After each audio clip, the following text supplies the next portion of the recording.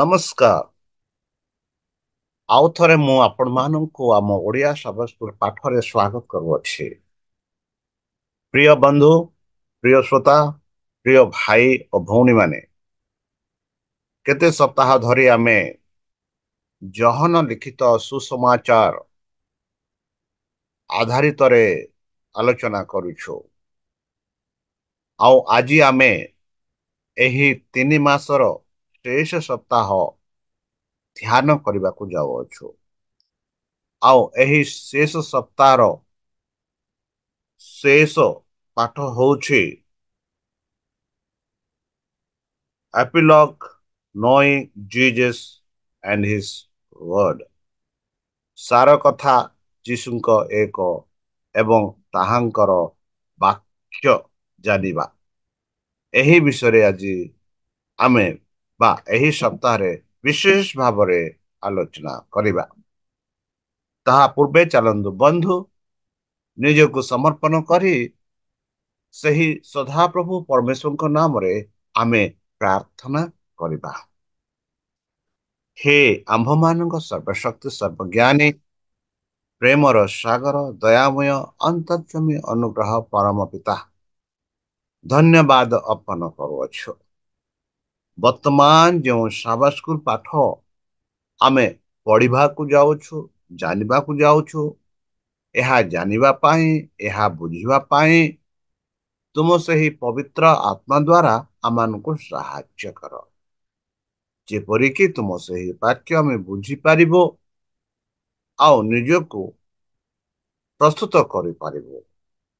ଆମ ପାପ ସବୁ ତୁମ ସେହି ବହୁମୂଲ୍ୟ ରକ୍ତରେ ପରିଷ୍କାର ରୂପେ ଧୋଇ ଦିଅ। ଏହି ଛୋଟ ପ୍ରାର୍ଥନା ଯୀଶୁଙ୍କ ନାମେ ମାଗୁଅଛି, ଶୁଣି ଗ୍ରହଣ କର। ଆମେନ। ବନ୍ଧୁ ଚାଲନ୍ତୁ ଆଉ ଥରେ ଆମେ ଏହି ସପ୍ତାହ ପାଠର ସିନେମା ଦେଖିବା।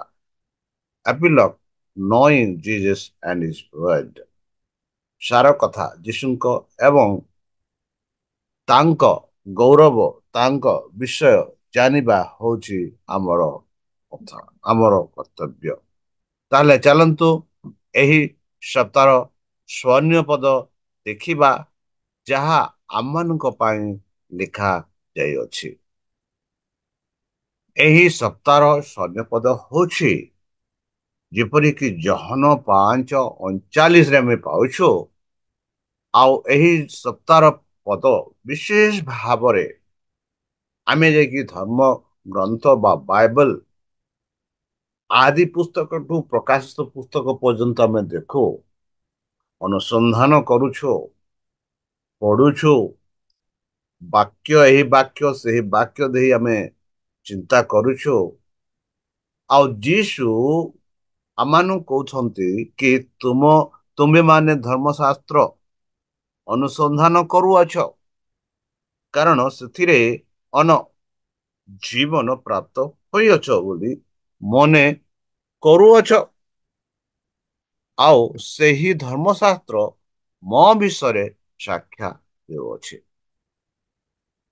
ମାର୍କ ଗତ 3 ମାସରେ ଯେପରି ଜହନଙ୍କ ସୁସମାଚାର ଗାଲିଲୀର ଏକ ସଭା ସହିତ ସମାପ୍ତ କରିଥିଲେ, ଏହା ଜହନଙ୍କ ଉପରେ ଅନ୍ତିମ ଶିକ୍ଷା ସେହି ସଭା ସହିତ କାର୍ଯ୍ୟ କରେ, କିନ୍ତୁ ଏହାକୁ ଏକତ୍ର କରେ। ଆମେ କିପରି ଯୀଶୁ ଏବଂ ପରମେଶ୍ୱରଙ୍କ ବାକ୍ୟର ବିଷୟବସ୍ତୁ ଏକ ଧାରଣା ଜାଣିବା ଆବଶ୍ୟକ, ଯାହା ଚତୁର୍ଥ ସୁସମାଚାର ମାଧ୍ୟମରେ ଚାଲିଥାଏ, ମାନେ ମାଥ୍ୟୁ, ମାର୍କ, ଲୁକ, ଜନ। ମାଥ୍ୟୁ ହେଉଛି ପ୍ରଥମ, ମାର୍କ ଲୁକ ଦ୍ୱିତୀୟ, ମାର୍କ ତୃତୀୟ ଓ ଚତୁର୍ଥ। ମାଥ୍ୟୁ, ମାର୍କ, ଲୁକ, ଜନ। এই ଯୋଉ ଚତୁର୍ଥରେ ବାକ୍ୟରେ ଆମେ ଚତୁର୍ଥ ସୁସମାଚାର ମାଧ୍ୟମରେ ଚାଲିଥାଏ। ବନ୍ଧୁ, ଯଦିଓ ଯୀଶୁଙ୍କ ସହିତ 3 ବର୍ଷରୁ ଅଧିକ ଶିଷ୍ୟମାନେ କ୍ରୁଶବିଦ୍ଧ ଏବଂ ପୁନରୁତ୍ଥାନ ପାଇଁ ଏପର୍ଯ୍ୟନ୍ତ ବହୁତ ପ୍ରସ୍ତୁତ ନଥିଲେ। ମନେ ରଖନ୍ତୁ, ଯଦିଓ ଯୀଶୁ ସେମାନଙ୍କୁ ବାରମ୍ବାର କହିଥିଲେ କି ତାଙ୍କ ବିଷୟରେ ଆଉ ତାଙ୍କୁ କଣ ଘଟିବ। ବନ୍ଧୁ, ଏହା ଏକ ଦୁର୍ଭାଗ୍ୟର କଥା। ସେମାନେ ତାଙ୍କ ବାକ୍ୟରେ ତାଙ୍କୁ ଗ୍ରହଣ କଲେ ନାହିଁ, ବୁଝିପାରିଲେ ନାହିଁ। ଆମେ ଆଜି ସମାନ କାର୍ଯ୍ୟ କରିବାରେ ବିପଦରେ ପଡ଼ିପାରିବା। ଯେପରିକି ସେହି ସମୟରେ ଯୀଶୁ ଶିଷ୍ୟମାନଙ୍କୁ ତାହାଙ୍କ ମୃତ୍ୟୁ, ତାହାଙ୍କ ପୁନରୁତ୍ଥାନ, ତାହାଙ୍କ କାର୍ଯ୍ୟ ଆଉ ପରମେଶ୍ୱରଙ୍କ ପ୍ରେମ ବିଷୟରେ କହିଥିଲେ, ସେମାନେ ବୁଝିପାରିଲେ ନାହିଁ। ଶେଷରେ କ୍ରୁଶବିଦ୍ଧ ବିଷୟରେ ମଧ୍ୟ ସେ କହିଥିଲେ, ପୁନରୁତ୍ଥାନ ବିଷୟରେ ମଧ୍ୟ ସେ କହିଥିଲେ, ସେମାନେ ବୁଝିପାରିଲେ ନାହିଁ। ଆମ୍ଭେମାନେ ବର୍ତ୍ତମାନ ବି ଧର୍ମଶାସ୍ତ୍ର ଅନୁସନ୍ଧାନ କରୁଛେ, ପବିତ୍ର ବାକ୍ୟ ଆମେ ପଢୁଛେ, ଯେଉଁଠାରେ ଆମେ ଅନଜୀବନ ପ୍ରାପ୍ତ ହେବା ବୋଲି ଆମେ ଦେଖୁଅଛୁ। ମାତ୍ର ସେହି ଅନଜୀବନ ବା ସେହି ଅନନ୍ତ ଜୀବନ ଆମମାନଙ୍କୁ କହୁଛନ୍ତି କି ସେହି ଧର୍ମଶାସ୍ତ୍ର ମୋ ବିଷୟରେ କହୁଛି। କାହା ବିଷୟରେ? ଯୀଶୁଙ୍କ ବିଷୟରେ। ଆଉ ସେଇ ଯୀଶୁ ଶିଷ୍ୟମାନଙ୍କୁ ତାଙ୍କ ବିଷୟରେ କହିଥିଲେ, ଆଉ ସେମାନେ ବୁଝି ପାରିଲେ ନାହିଁ। ତାହେଲେ ଚାଲନ୍ତୁ ଆମେ ଦେଖିବା ସେହି ଗାଲିଲୀରେ ସଭା ଶେଷ ହେବା ବିଷୟରେ ଆମେ ଦେଖିବା। ଯେପରିକି ମାଥ୍ୟୁ, ମାର୍କ, ଲୁକ, ଜନରେ ସେ ଗାଲିଲର ଶେଷ ସଭା ବିଷୟରେ ଆମେ ଦେଖୁଅଛୁ, ଯାହା ଜହନଙ୍କ 21:1-19 ଆମେ ପାଉଛୁ। ଜହନ 20ରେ ସେହି ବହି ଉଦ୍ଦେଶ୍ୟ ସହିତ ସମାପ୍ତ ହୁଏ, ଯାହା ଯୁକ୍ତିଯୁକ୍ତ ଭାବରେ ଶେଷ କରିବାର ଅଛି। କିନ୍ତୁ ଆଉ ଗୋଟିଏ ଅଧ୍ୟାୟ ଅଛି, ତାହା ହଉଛି ଜହନ 21।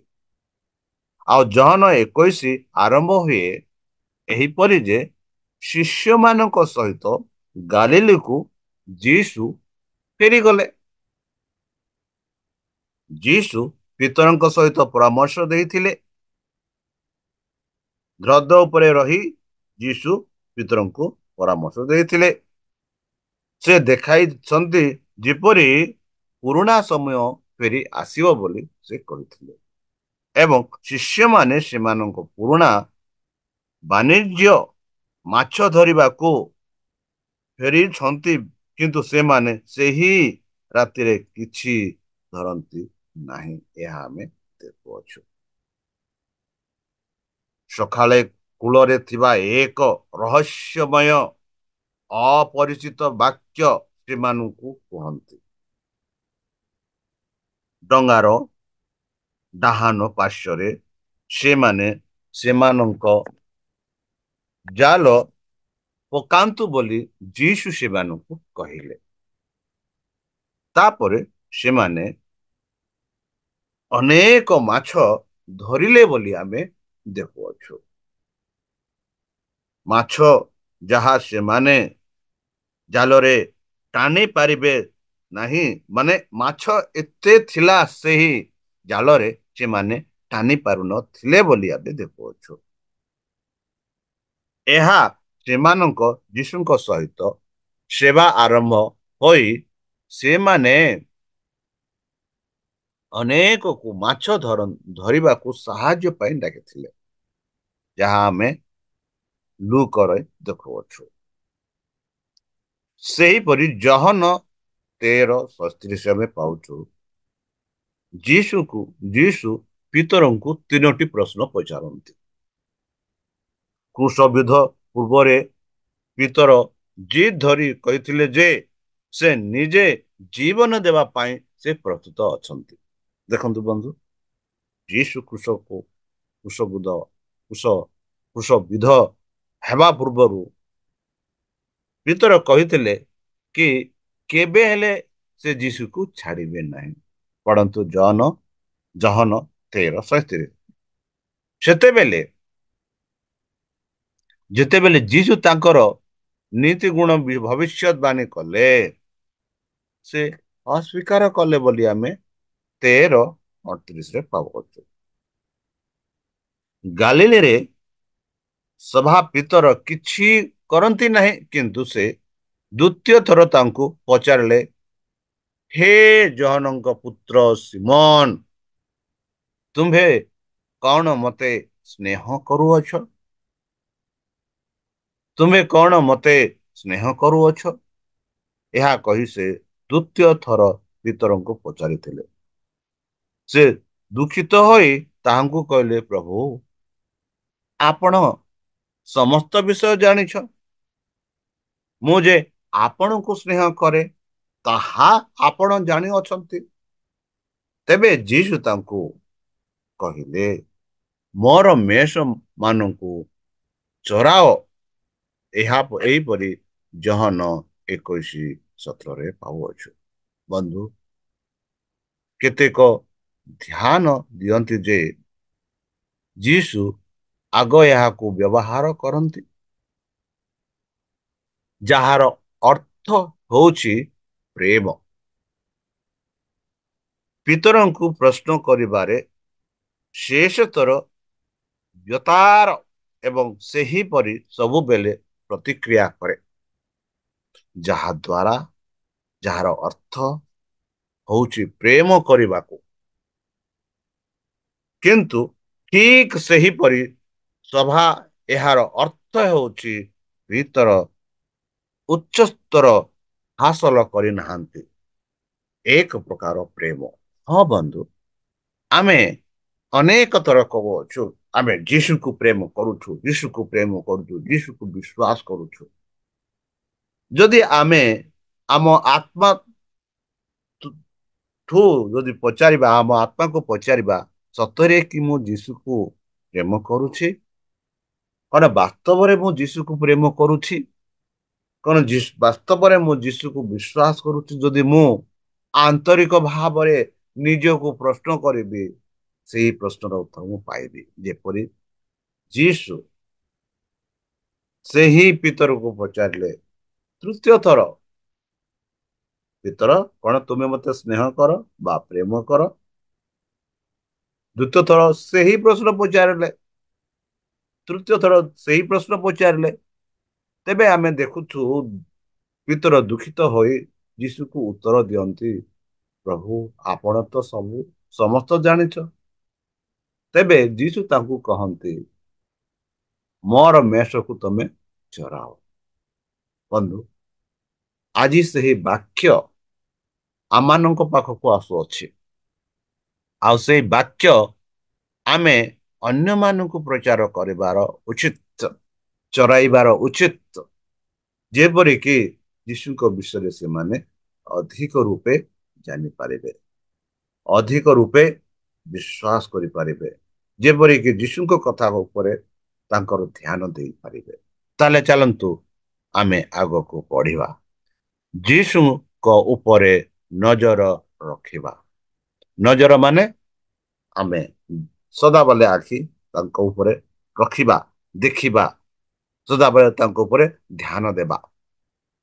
ଯେପରିକି ଜହନ 21:20-22 ଯଦି ଆମେ ପଢିବା, ସେଠି ଆମେ ପାଉଛୁ ଯୀଶୁ ଯେଉଁ ଶିଷ୍ୟକୁ ପ୍ରେମ କରୁଥିଲେ ଓ ଯେ ମଧ୍ୟ ରାତ୍ରି ଭୋଜ ସମୟରେ ତାହାଙ୍କ ବକ୍ଷସ୍ଥଳରେ ଆଉଜି ପଡି, ପ୍ରଭୁ, ଆପଣଙ୍କୁ କିଏ ଶତ୍ରୁ ହସ୍ତରେ ସମର୍ପଣ କରିବ ବୋଲି ପଚାରିଥିଲେ।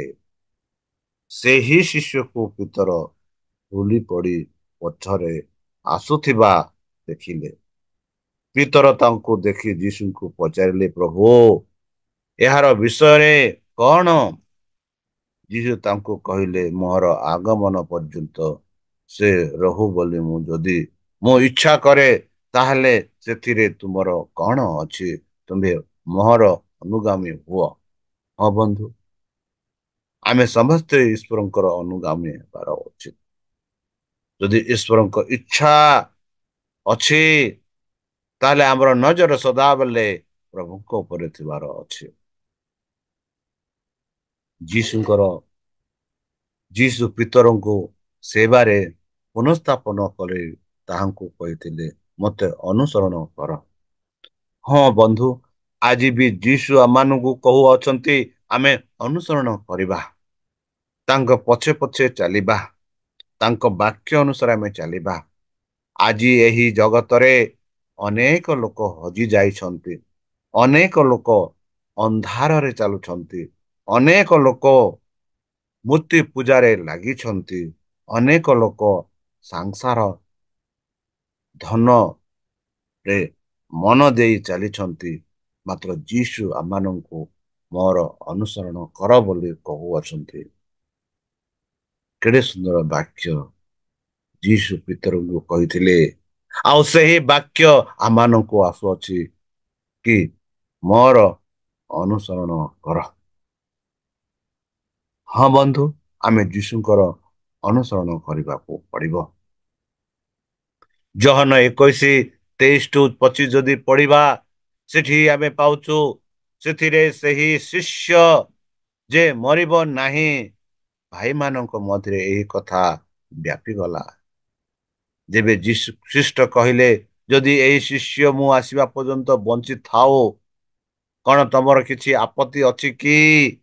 ତେବେ ଶିଷ୍ୟମାନେ ପରସ୍ପର ପ୍ରଶ୍ନ ପଚାରିଲେ, କଣ ଏହି ଶିଷ୍ୟ ଯୀଶୁ ଖ୍ରୀଷ୍ଟ ଆସିବା ପର୍ଯ୍ୟନ୍ତ ବଞ୍ଚିଥିବ କି, ମରିବ ନାହିଁ କି ବୋଲି ସେମାନେ ପ୍ରଶ୍ନ ପଚାରିଲେ। ବନ୍ଧୁ, ଯେହେତୁ ଯୀଶୁ କହିଥିଲେ ମୋର ଆଗମନ ପର୍ଯ୍ୟନ୍ତ ସେ ରହୁ ବୋଲି ଯଦି ମୁଁ ଇଚ୍ଛା କରେ, ତାହେଲେ ସେଥିରେ ତୁମର କଣ ଅଛି ବୋଲି କହିଥିଲେ।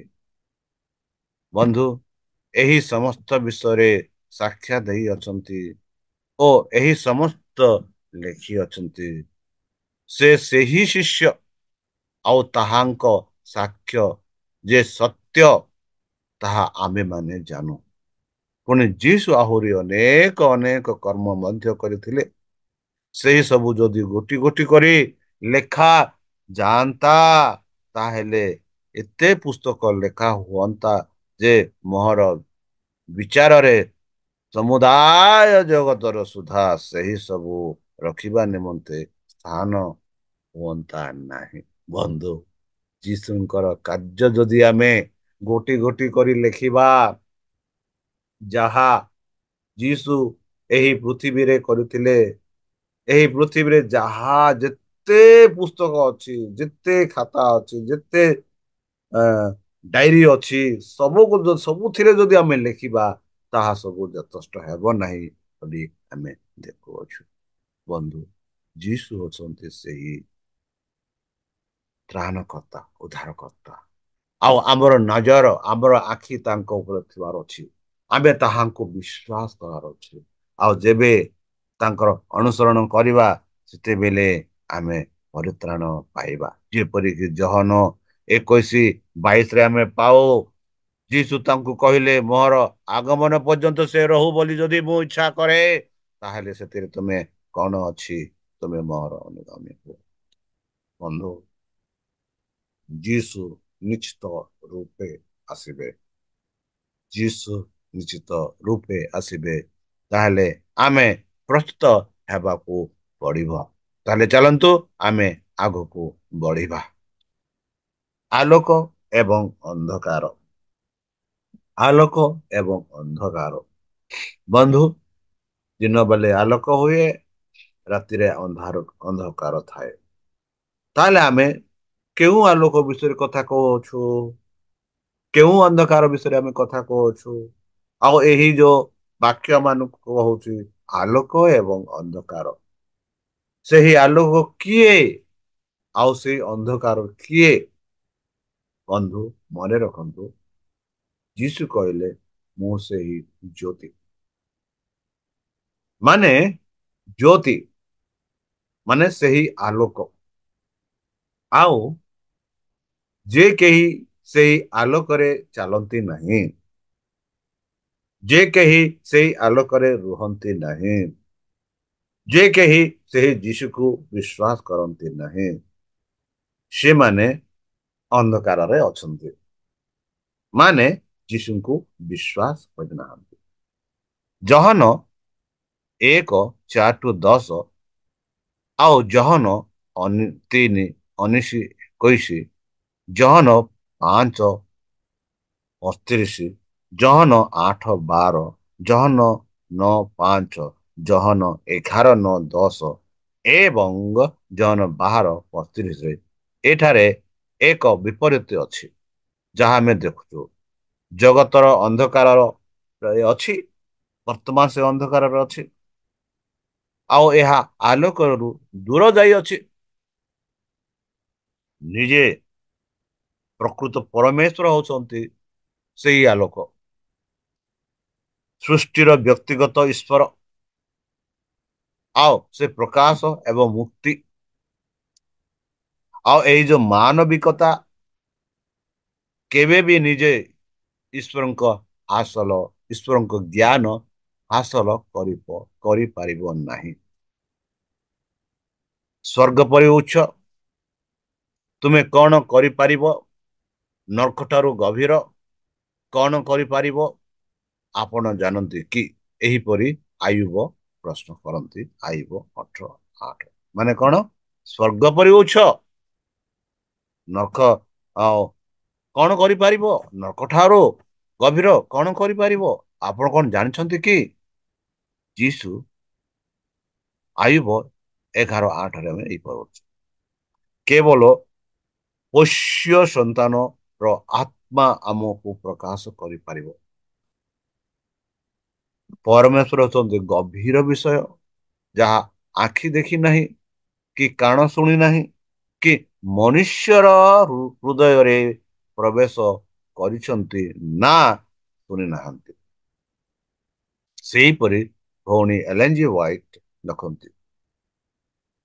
ଆଉ ଜହନ 1:18ରେ ଯୀଶୁ ଖ୍ରୀଷ୍ଟ ପିତାଙ୍କୁ ଘୋଷଣା କରିଛନ୍ତି ବୋଲି ଆମେ ଦେଖୁଅଛୁ। ଯଦି ଆମେ ଗ୍ରୀକ ଭାଷାରେ ଦେଖିବା ଏଇ ଯୋଉ କ୍ରିୟାକୁ ଏକ୍ସୋଗୋନିଓମିଅ ବୋଲି କୁହାଯାଉଛି, ଯାହାର ଅର୍ଥ ହେଉଛି ବାକ୍ୟ କରିବା, ବାକ୍ୟ କରିବା କିମ୍ବା ପ୍ରସାରିତ କରିବା। ଏହି ଯୋଉ ପ୍ରସାରିତକୁ ଜହନ ଯୀଶୁଙ୍କୁ ସ୍ୱର୍ଗୀୟ ଦୂତ ଭାବରେ ଉପସ୍ଥାପନା କରନ୍ତି, ଯିଏ ପରମେଶ୍ୱରଙ୍କୁ ଜାଣିବାର ଅର୍ଥ ବୁଝାଏ। କେବଳ ଯୀଶୁ ମାଧ୍ୟମରେ ଆମେ ପ୍ରକୃତରେ ପରମେଶ୍ୱରଙ୍କୁ ଜାଣିପାରିବା। ବନ୍ଧୁ, ଜହନ 8 ତାର 42-44 ଯଦି ଆମେ ପଢିବା, ଯେଉଁମାନେ ସତ୍ୟରେ ଠିଆ ହୁଅନ୍ତି ନାହିଁ ସେମାନେ ନିଜ ନିଜ ମନରୁ କଥା କୁହନ୍ତି ବୋଲି ଜହନ 8:42-44 ପାଉଛୁ। ସେମାନେ ଏକ ପାଠ୍ୟ ଅର୍ଥ କେବଳ ମାନବ ଦୃଷ୍ଟି କୋଣରୁ ଦେଖନ୍ତି ବୋଲି ଆମେ ଦେଖୁଛୁ। ବର୍ତ୍ତମାନ ଆମେ ଆମ ନିଜ ଆଖିରେ ଅନେକ ଖ୍ରୀଷ୍ଟିଆନ ମାନେ ଗୋଟିଏ ପଦରେ ନେଇ ତାକୁ ବୁଝାନ୍ତି, ମାତ୍ର ପବିତ୍ର ଶାସ୍ତ୍ର ବାଇବଲରେ ଯାହାପରି ଆମେ ଦେଖୁଅଛୁ ସେମାନେ ଠିଆ ହୁଅନ୍ତି ନାହିଁ, ସେମାନେ ନିଜ ନିଜ ମନରୁ କଥା କୁହନ୍ତି। ସେମାନେ ଏକ ପାଠ୍ୟର ଅର୍ଥ କେବଳ ମାନବ ଦୃଷ୍ଟିକୋଣରୁ ଦେଖାନ୍ତି ବୋଲି ଦେଖୁଅଛୁ। ଜହନ 8:44 ଦେଖୁଅଛୁ ତାଙ୍କର ନିଜତ୍ୱ ଉଚ୍ଚ। ଯଦି ଆମେ ସାବଧାନ ନ ହେବା ତେବେ ବିଶ୍ୱାସର ଏବଂ ପରମେଶ୍ୱରଙ୍କର ଆଜ୍ଞାରେ ଆତ୍ମା ସମର୍ପଣ କଲେ ଆମେ ବିପଦରେ ପଡ଼ିବା। ସମାନ କଥା, କେବଳ ଆମର ନିଜ ଇଚ୍ଛା ଓ ଖୁସି ଉପରେ ଆଧାରିତ କରି ପାଠ ପଢିବା ତାହା ହଉଛି ଏକ ଅସୁବିଧା। ଯଦି ଆମେ ଯୀଶୁଙ୍କ ଠାରେ ଯଦି ସମର୍ପଣ କରିବା ତାହେଲେ ଯୀଶୁ ଆମମାନଙ୍କୁ ସେହି ଆଲୋକକୁ ନେବେ, ଆଉ କେବେ ବି ଆମେ ଅନ୍ଧକାରରେ ରହିବା ନାହିଁ। ଯେହେତୁ ଯୀଶୁ ହଉଛନ୍ତି ଏହି ଜଗତର ଜ୍ୟୋତି, ଆଉ ସେଇ ଜ୍ୟୋତି ହଉଛନ୍ତି ଜୀବନଦାତା, ଆଉ ସେଇ ଜ୍ୟୋତି ଆମମାନଙ୍କ ପାଇଁ ମନୁଷ୍ୟ ହେଲେ, ଆଉ ସେଇ ଜ୍ୟୋତି କୃଷରେ ହତ ହେଲେ, ଯେପରିକି ଆମେ ଯେଉଁ ଶୈତାନର ଫାନ୍ଦରେ ରହିଅଛୁ ସେହି ଫାନ୍ଦରୁ ଆମେ ଉଦ୍ଧାର ହୋଇ ସେଇ ଆଲୋକରେ ଆମେ ଚାଲିପାରିବା, ଯେପରିକି ଆମେ ପିତାଙ୍କ ମୁଖ ଦେଖିପାରିବା। ତାହେଲେ ଚାଲନ୍ତୁ ଆମେ ଆଗକୁ ଯିବା। ଉପରେ କିମ୍ବା ତଳେ ରୁ ପ୍ରମାଣ, ଉପରରେ କିମ୍ବା ତଳେ ରୁ ପ୍ରମାଣ। ଯଦି ଆମେ ଦେଖିବା ଜହନ 4:46-54, ସେଠି କୁହାଯାଉଛି ଏହି ବାକ୍ୟ ଜଗତର ଜ୍ୟୋତି ଯୀଶୁଙ୍କ ନିକଟକୁ ଆସିଲେ। ଚାଲନ୍ତୁ ପଢିବା। ଏଥିମଧ୍ୟରେ ଗଲିଲିର ଯେଉଁ କାନା ନଗରରେ ସେ ଜଳକୁ ଦ୍ରାକ୍ଷାରସ କରିଥିଲେ, ସେ ସ୍ଥାନକୁ ସେ ପୁନର୍ବାର ଗଲେ। ଆଉ ଜଣେ ରାଜ କର୍ମଚାରୀ ଥିଲେ, ତାଙ୍କ ପୁତ୍ର କପର୍ଣ୍ଣହୁମରେ ପୀଡ଼ିତ ଥିଲେ। ଯୀଶୁ ଯୋଦା ପ୍ରଦେଶରୁ ଗାଲିଲି କି ବାହାରି ଆସିଅଛନ୍ତି। ଏହା ଶୁଣି ସେ ତାହାଙ୍କ ନିକଟକୁ ଯାଇ ସେ ଯେପରି ଆସି ତାଙ୍କ ପୁତ୍ରଙ୍କୁ ସୁସ୍ଥ କରନ୍ତି, ଏଥିପାଇଁ ତାହାଙ୍କୁ ଅନୁରୋଧ କରିବାକୁ ଲାଗିଲେ। କାରଣ ସେ ମୃତବତ୍ ହୋଇଥିଲେ। ସେଥିରେ ଯୀଶୁ ତାଙ୍କୁ କହିଲେ, ଚିହ୍ନ ଓ ଅଭୂତ କର୍ମମାନ ନ ଦେଖିଲେ ତୁମେମାନେ କୌଣସି ପ୍ରକାରେ ବିଶ୍ୱାସ କରିବ ନାହିଁ। ରାଜ କର୍ମଚାରୀ ତାହାକୁ କହିଲେ, ହେ ପ୍ରଭୁ, ମୋର ପିଲାଟି ମରିବା ପୂର୍ବରୁ ଆସନ୍ତୁ। ଯୀଶୁ ତାଙ୍କୁ କହିଲେ, ଯାଅ, ତୁମର ପୁଅ ବଞ୍ଚିଲାଣି। ଯୀଶୁ ସେହି ବ୍ୟକ୍ତିଙ୍କୁ ଯେଉଁ ବାକ୍ୟ କହିଲେ, ସେ ତାହା ବିଶ୍ୱାସ କରି ଚାଲିଗଲେ। ପୁଣି ସେ ଯାଉ ଯାଉ ତାଙ୍କ ଦାସମାନେ ତାଙ୍କୁ ଭେଟି ପୁତ୍ର ତାଙ୍କର ପୁତ୍ର ବଞ୍ଚିଲାଣି ବୋଲି କହିଲେ। ତେଣୁ କେଉଁ ଦଣ୍ଡରେ ତାହାର ଉପଦୋଷ ଉପଶମ ହେଲା, ତାହା ସେ ସେମାନଙ୍କୁ ପଚାରିଲେ। ସେଥିରେ ସେମାନେ ତାଙ୍କୁ କହିଲେ, କାଲି 7ଟା ବେଳେ ତାହାକୁ ଜ୍ୱର ଛାଡିଗଲା। ଏଥିରେ ପିତା ବୁଝିଲେ ଯେ ଯୀଶୁ ଯେଉଁ ଦଣ୍ଡରେ ତୁମର ପୁତ୍ର ବଞ୍ଚିଲାଣି ବୋଲି ତାଙ୍କୁ କହିଥିଲେ, ଠିକ ସେହି ଦଣ୍ଡରେ ଏହା ଘଟିଥିଲା। ଆଉ ସେ ଆପେ ତାଙ୍କ ସମସ୍ତ ପରିବାର ବିଶ୍ୱାସ କଲେ।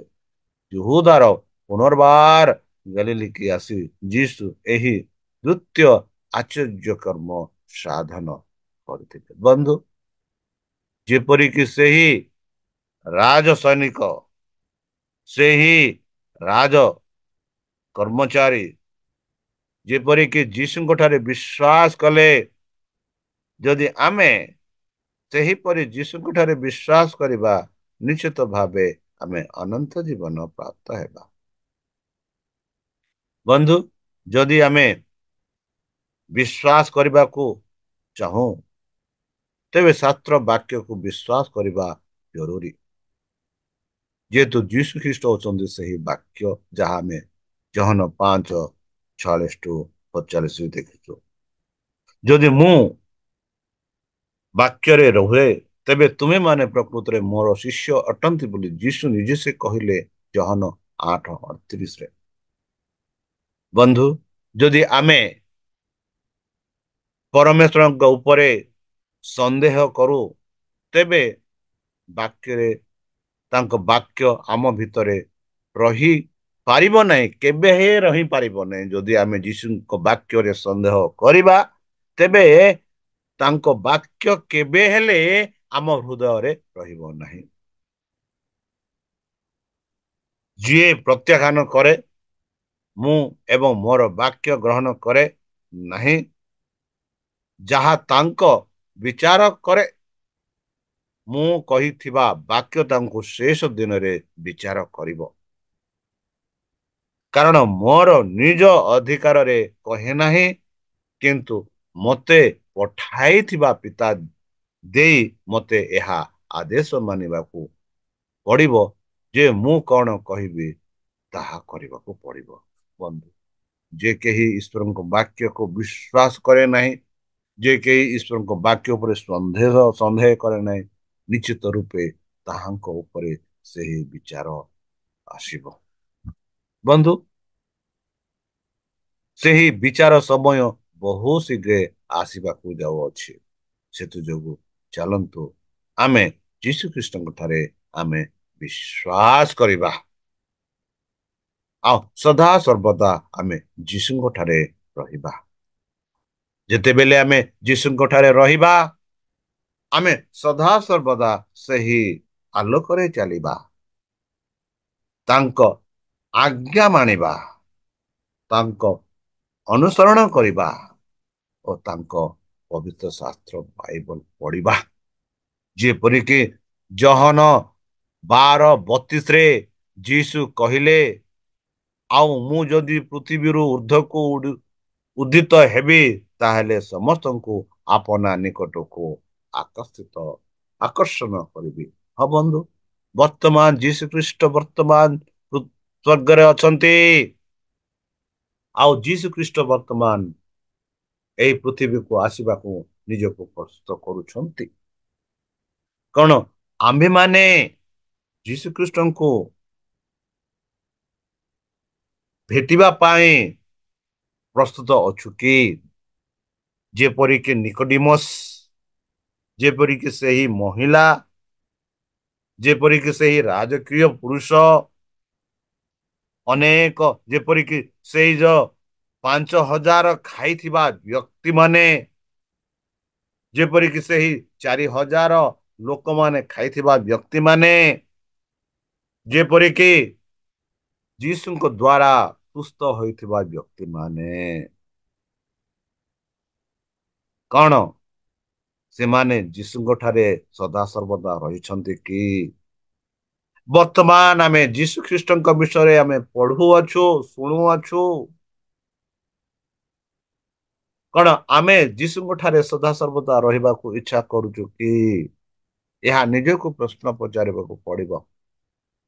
ବନ୍ଧୁ, ଯୀଶୁ ଖ୍ରୀଷ୍ଟ କହିଲେ, ଯେବେ ମୁଁ ଉର୍ଦ୍ଧ୍ୱକୁ ଉଠିବି, ଆଉ ଯେତେ ଲୋକ ମୋ ଠାରେ ବିଶ୍ୱାସ କରନ୍ତି, ସେମାନଙ୍କୁ ମୁଁ ଆକର୍ଷିତ କରିବି। ଆଉ ଯେତେ ଲୋକ ତାଙ୍କ ଠାରେ ଆକର୍ଷିତ ହେବେ, ଆଉ ଯେବେ ଯୀଶୁ ଖ୍ରୀଷ୍ଟ ଆସିବେ, ଆଉ ସେତେ ଲୋକମାନେ ଯେତେ ଲୋକ ସେ ତାଙ୍କ ଠାରେ ବିଶ୍ୱାସ କଲେ, ସମସ୍ତେ ତାହାଙ୍କ ଠାରେ ଭେଟି ସେଇ ସ୍ୱର୍ଗକୁ ଯିବେ।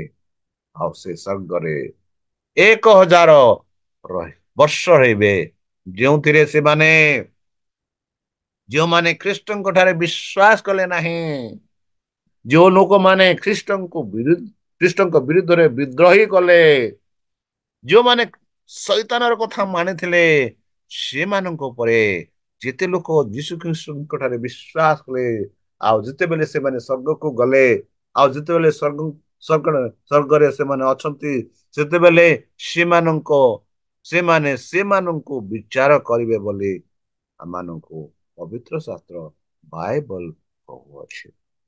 ତାହେଲେ ବନ୍ଧୁ, ଚାଲନ୍ତୁ ସଦାସର୍ବଦା ଆମେ ଯୀଶୁଙ୍କ ଠାରେ ରହିବା ପାଇଁ ଚେଷ୍ଟା କରିବା। ତାଙ୍କର ଆଜ୍ଞା ପାଳନ କରିବା ପାଇଁ ଆମେ ଚେଷ୍ଟା କରିବା। ତାଙ୍କ ପବିତ୍ର ଆତ୍ମାର ସାହାଯ୍ୟ ନେଇ ଆମେ ଏହା ସବୁ ସମ୍ଭବ ହୋଇପାରିବ ଯଦି ଆମେ ତାଙ୍କ ପବିତ୍ର ଆତ୍ମା ଉପରେ ଆମେ ନିର୍ଭର କରିବା।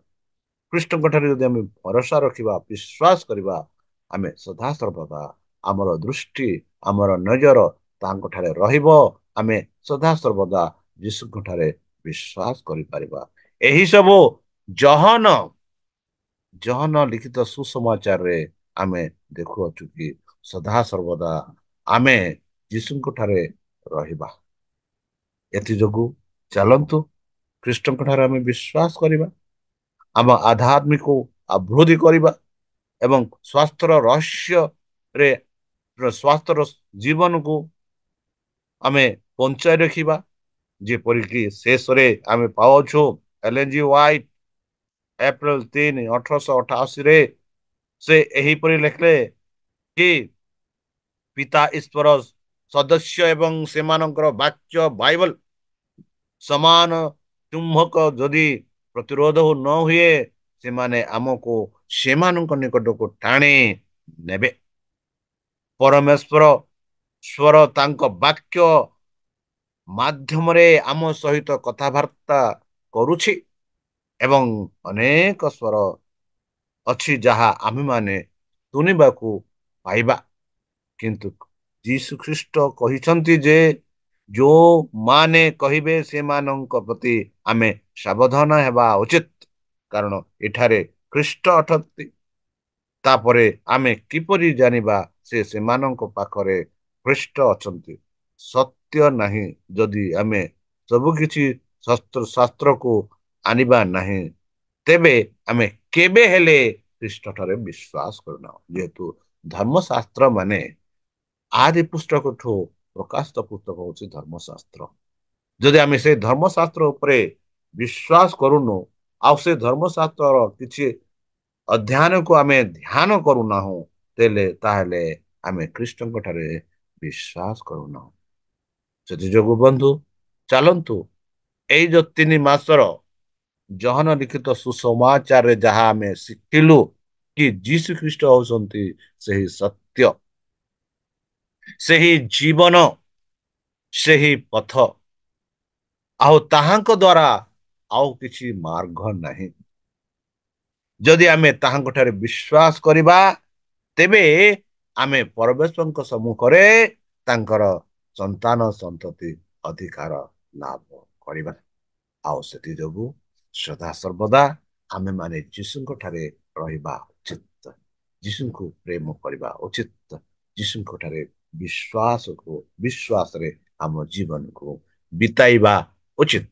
ତାହେଲେ ଚାଲନ୍ତୁ ନିଜକୁ ସମର୍ପଣ କରି ତାହାଙ୍କ ମଧୁର ନାମରେ ଆମେ ପ୍ରାର୍ଥନା ଅର୍ପଣ କରିବା। ହେ ଆମ୍ଭମାନଙ୍କ ସର୍ବଶକ୍ତି ସର୍ବଜ୍ଞାନୀ ପ୍ରେମର ସାଗର, ଦୟାମୟ ଅନ୍ତର୍ଜମୀ ଅନୁଗ୍ରହ ପରମ ପିତା, ଧନ୍ୟବାଦ ଅର୍ପଣ କରୁଅଛୁ। ବର୍ତ୍ତମାନ ଯେଉଁ ବାକ୍ୟ ତୁମ ସେହି ସାବସ୍କୃତ ପାଠ ଦ୍ୱାରା ମାନଙ୍କୁ ବୁଝେଇଲେ କି ତୁମେ ହିଁ ସେହି ସତ୍ୟ, ଆଉ ସଦାସର୍ବଦା ତୁମଠାରେ ହିଁ ଆମେ ରହିବାକୁ ପଡ଼ିବ, ଯେହେତୁ ତୁମେ ହିଁ ଆମର ଜୀବନର ମାର୍ଗ। ପ୍ରଭୁ, ବର୍ତ୍ତମାନ ଆମ ସହ ପରିବାର, ଆମ ବନ୍ଧୁ ବାନ୍ଧବ ସହ ନିଜକୁ ସମର୍ପଣ କରୁଅଛୁ। ମୁଁ ନିଜେ ସମର୍ପଣ କରୁଅଛି। ମୋର ପାପ ସବୁ କ୍ଷମା କର। ଯେତେ ଭାଇ ଭଉଣୀ ଏହି ସଭାସ୍କୁଲ ପାଠରେ ଯୋଗ ଦଉଛନ୍ତି, ସମସ୍ତଙ୍କୁ ତୁମେ ଆଶୀର୍ବାଦ କର, ଆଉ ସମସ୍ତଙ୍କୁ ତୁମେ ପ୍ରସ୍ତୁତ କର, ଯେପରିକି ସଦାସର୍ବଦା ସେମାନେ ତୁମ ପାଖରେ ରହିପାରିବେ, ତୁମକୁ ବିଶ୍ୱାସ କରିପାରିବେ, ଆଉ ଯେପରିକି ସେମାନେ ଅନନ୍ତ ଜୀବନ ପ୍ରାପ୍ତ ହୋଇପାରିବେ, ଯେବେ ତୁମେ ତୁମ ସେହି ସହସ୍ରଦୂତଙ୍କ ସହ ଏହି ପୃଥିବୀକୁ ଆସିବେ, ଆପଣା ସାଧୁମାନଙ୍କ ସହ ସଂଗ୍ରହ କରିବା ନିମନ୍ତେ ସେମାନଙ୍କ ମଧ୍ୟରେ ଆମମାନେ ମଧ୍ୟ ଏକ ହୋଇପାରିବୁ। ଏଥି ନିମନ୍ତେ ଆମ ଏହି ଛୋଟ ପ୍ରାର୍ଥନା ସେହି ତ୍ରାଣକର୍ତ୍ତା ପ୍ରଭୁ ଯୀଶୁଙ୍କ ନାମରେ ଭିକ୍ଷା ମଙ୍ଗୁଅଛୁ, ଶୁଣି ଗ୍ରହଣ କରନ୍ତୁ। ଆମେନ୍। ଧନ୍ୟବାଦ। ଈଶ୍ୱର ଆପଣମାନଙ୍କୁ ଆଶୀର୍ବାଦ କରନ୍ତୁ। ଆମେ ଆଉ ଥରେ ଭେଟିବା ଆର 3 ମାସରେ। ଈଶ୍ୱର ଆପଣମାନଙ୍କୁ ଆଶୀର୍ବାଦ କରନ୍ତୁ। ଧନ୍ୟବାଦ।